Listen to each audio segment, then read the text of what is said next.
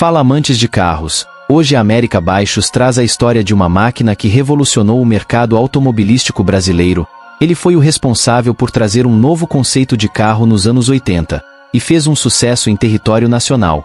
Hoje vamos contar a história completa do Monza, então já deixa o seu like, se inscreve no canal e vamos embarcar juntos nessa história.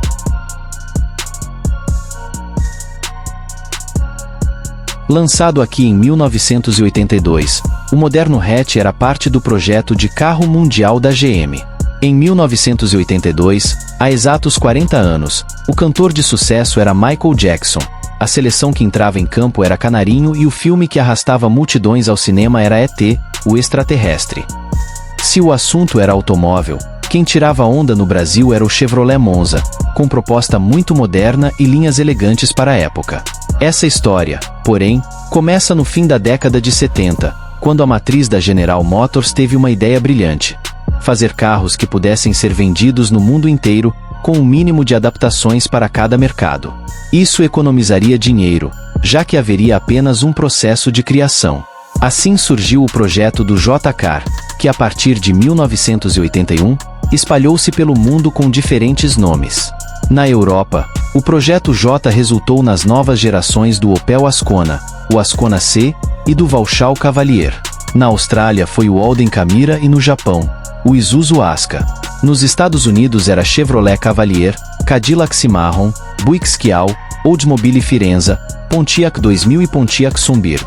E em abril de 1982, chegou a vez do Brasil, onde o modelo estreou batizado de Chevrolet Monza. Inicialmente, a ideia era manter aqui o nome europeu. Até que alguém levantou a bola. Ascona lembrava Asco. Então, optaram por Monza, nome usado pela própria GM em mercados como Estados Unidos e Europa, mas para modelos diferentes. Quando chegou ao Brasil, o projeto mundial virou até matéria no Jornal Nacional. Mesmo os europeus tinham curiosidade. O modelo reunia conceitos modernos. Até então, o único carro brasileiro com motor transversal era o Fiat 147. Tração dianteira também era coisa inédita nos GM fabricados em São Caetano do Sul. E o painel côncavo, pensado para melhorar a ergonomia, era algo nunca antes visto por aqui. As linhas eram elegantes e aerodinâmicas.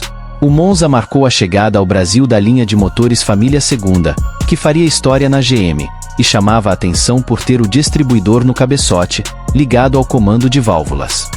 A versão de estreia tinha 1,6 litro de cilindrada. Com 75 cavalos brutos, os primeiros Monza eram vistos como mancos. Do motor 1.6 quase não se ouviam barulhos, graças aos tuchos hidráulicos no cabeçote, solução até então nunca usada no Brasil. Mas era só avançar a quilometragem que os mancais do comando de válvulas se desgastavam, gerando ruídos. Já a suspensão era bem acertadinha e transmitia segurança nas curvas. Os freios, com discos ventilados na dianteira, coisa que nem o alemão Ascona tinha, eram eficientes e a embreagem, super macia. E, mesmo com direção lenta, o Monza era um carro gostoso de guiar. Acima de tudo, era super atualizado em relação ao que se via no resto do mundo, coisa rara no Brasil daqueles tempos. Evolução e sucesso. Em 1983, a GM se redimiu do motor 1.6 e passou a oferecer uma versão 1.8 com 86 cavalos e carburador simples. Poucos meses depois chegaram as carrocerias sedã, com 2 ou 4 portas. Aí sim o carro caiu no gosto do público. Em pouco tempo, o Monza já era um sonho de consumo da classe média. Na época, a configuração mais desejada era sedã de 2 portas com motor 1.8 e itens de luxo como vidros, travas e antena com acionamento elétrico, direção hidráulica e ar-condicionado. Não demorou para o modelo abocanhar as vendas do Passat, do Corcel II e até do Novato Santana. O período de ouro do Monza foi entre 1984, 85 e 86, quando conseguiu um feito raro. Mesmo não sendo barato à época, foi o modelo mais vendido no Brasil, batendo até os populares Fusca e Chevette. As importações eram proibidas e as personalizações de carros nacionais faziam sucesso. O Monza não poderia ficar de fora, com versões conversíveis. Em setembro de 1985, A GM lançou a versão esportiva SR, com spoiler traseiro, aros de 15 polegadas e bancos Recaro. O motor 1.8 a álcool recebeu carburador de corpo duplo, além de dutos de admissão e escapamentos novos para gerar 106 cavalos, 10 cavalos a mais que o normal. Fazia frente a Passat GTS, Escort XR13 Gol GT. No ano seguinte veio a versão topo de linha Classic. Chamava um bocado de atenção por seus faróis de neblina, rodas raiadas, principalmente pela elegante pintura em 2 tons que era opcional. Direção hidráulica, ar-condicionado e trio elétrico eram de série. E havia ainda o motor 2.0 biela longa, 110 cavalos, inicialmente com carburador. Injeção de ânimo na década de 1990. O Monza foi o segundo carro nacional vendido com injeção eletrônica, pouco depois da chegada do Gol GT às concessionárias. Foi em 1990, com a série especial 500EF, homenagem à vitória de Emerson Fittipaldi nas 500 milhas de Indianápolis. E trazia o primeiro toca-fitas com frente removível.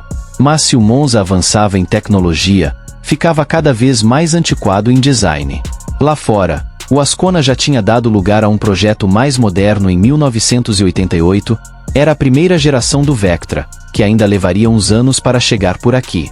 A GM Brasil, contudo, achou que ainda daria para segurar o Monza em produção por mais algum tempo e preferiu atualizar seu estilo, em 1991, com a receita de sempre: manter a parte central do monobloco e retocar o visual. Assim nasceu o Monza Tubarão. O apelido vinha da frente 8,5 centímetros mais longa, com silhueta que lembrava a cabeça do peixe. A traseira era 4,2 centímetros maior e fazia o porta-malas saltar de 510 para 565 litros. O novo Monza era ainda mais agradável de dirigir. Trazia amortecedores com batente hidráulico e motor SL, e 2.0 a gasolina com injeção monoponto e 110 cavalos.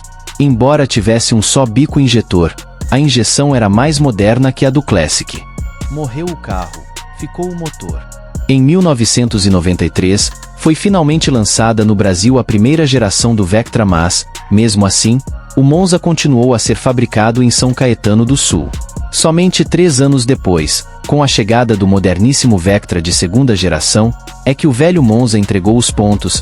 A produção foi encerrada no dia 21 de agosto de 1996. Foram 14 anos em linha, com 857 mil carros vendidos aqui e em outros países da América do Sul. O Monza morreu, mas sua herança persistiu nos Chevrolet brasileiros. Por décadas, o motor família segunda continuou a ser usado nos Cadete, Ômega, Vectra, Blazer, Astra e Zafira, só saindo de cena em 2016, na S10 Flex. Em 1993, foi finalmente lançada no Brasil a primeira geração do Vectra, mas, mesmo assim, o Monza continuou a ser fabricado em São Caetano do Sul. Somente 3 anos depois, com a chegada do moderníssimo Vectra de segunda geração, é que o velho Monza entregou os pontos. A produção foi encerrada no dia 21 de agosto de 1996.